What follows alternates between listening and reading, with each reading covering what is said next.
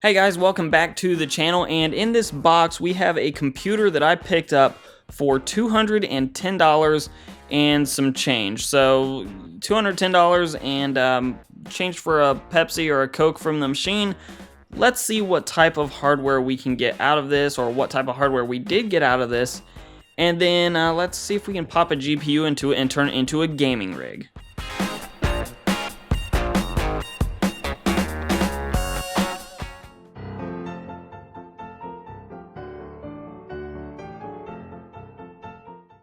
Alright, so we have an HP Envy here, and this is one of those upside down backwards motherboards.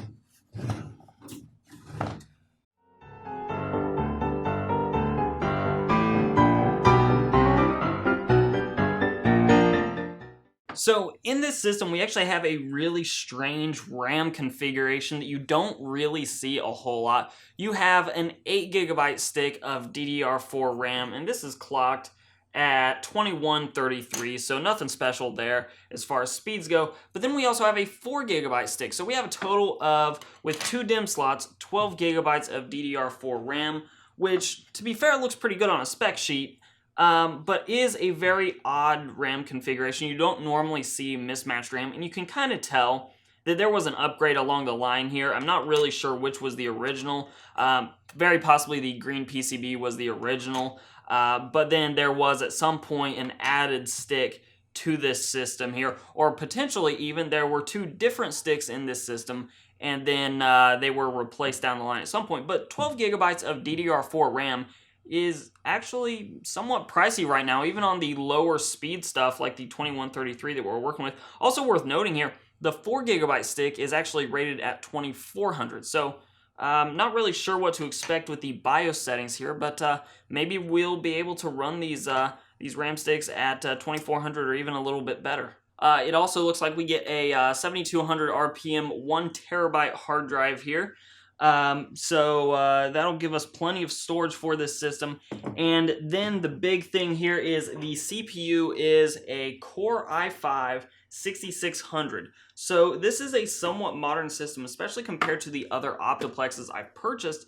This guy is actually rocking some pretty recent hardware, just a couple generations old on the processor. So what we're hoping to do here is pop in a GPU and then be able to turn this rig into a gaming machine. And one last thing before we get to popping a GPU into this thing, because I think I'm going to put a GTX 1060 3GB version in here. I did luck out. I didn't do a great job of research on this thing because I didn't really have time before I put in my bids on it.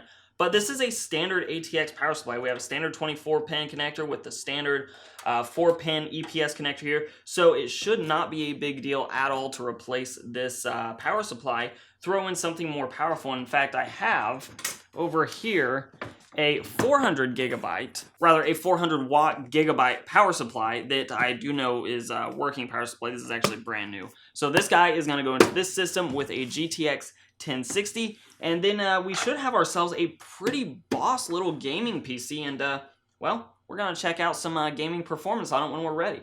And as a little bonus here, I don't really need to clean this thing out. It looks pretty great. Maybe a very light dusting out with the data vac real quick.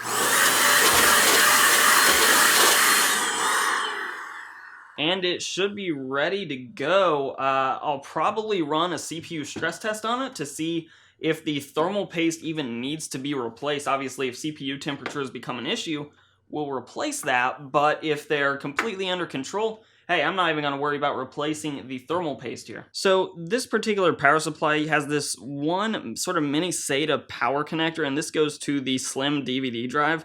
So I may have to get an adapter for when I actually get this thing sold to make sure that DVD drive works, but that shouldn't really be much more than a couple few dollars, I wouldn't think. And that's if the buyer even really cares to actually keep the DVD drive here functional. Now, I'm going to be mounting this power supply with the fan facing inside the chassis to act as an exhaust, also because there is absolutely no ventilation below the case. So by facing it down, this would completely starve off this power supply. So the fan is going to face up. It'll act as an exhaust. So what we're going to end up with this exhaust fan in the back, as well as the power supply taking air inside the chassis and pulling it out of the chassis, we're going to end up with a negative air pressure system, which won't really be that big of a deal because there aren't that many crevices in this case for air to be pulled in anyways, but it is something worth noting.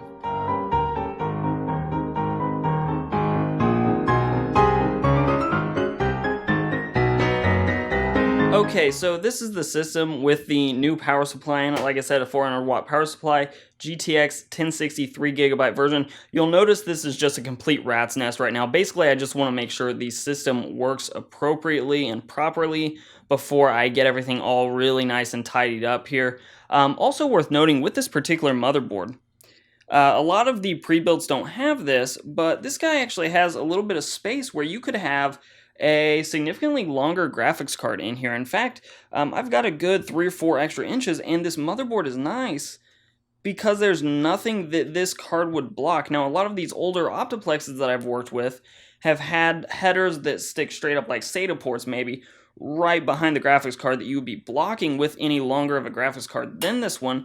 So I may actually replace this at some point with a better graphics card.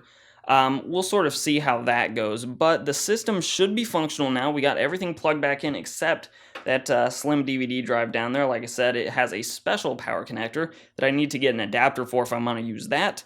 But let's go ahead and get this thing tested. Okay, so we officially got to the Windows installer screen, and something that was interesting about this PC is that initially, the GPU was not giving me an output, and that's because apparently in this HP machine, and I'm sure there are others like it from HP, you have to set up in the BIOS the NVIDIA graphics card to actually be the primary video driver. Otherwise, you can have one installed, but it'll still want to be outputting the video signal through the motherboard HDMI. So once you get that adjusted, all you have to do is plug your monitor in through the motherboard, go into the BIOS, change that, and then plug your monitor into the actual GPU. So before I sell that, obviously I'm going to make sure and double check that the BIOS options are still the same as I've now set them, but we should be good to go now that that has changed, and we can go ahead and get Windows installed. Okay, so I've now been running this stress test for just over 10 minutes, actually up to about 12 minutes now, and you'll notice the temperatures for this i5 6400 are just very low. This is not a hot chip. It's running at about in the mid 50s for all the cores, and the GPU is also being stressed, and the GPU is sitting at 73 degrees Celsius. So even that GPU is perfectly fine in this chassis. And the airflow, by the way, the front panel has virtually no airflow, but this side panel has this sort of dimpled mesh going on here. So there is plenty of intake, and I did look. These dots do not line up with a 120 millimeter fan, so unfortunately you could tie one on there, but the screw holes would not line up with one of these sort of dimples, so you couldn't just bolt it directly onto the side panel, which also means you wouldn't have an easy time putting a radiator potentially on this thing as well. But it does provide plenty of intake for the CPU and GPU to have plenty of access to fresh air, and with the exhaust having both the power supply and a dedicated fan, there is plenty of air. You can actually feel air sort of passing into this case through these openings. So good airflow through there, and it does get all the air into the main chamber very quickly and without much obstruction. So with temperatures fully under control, I think it's time that we load into a game of Fortnite and see just how well this PC actually can game.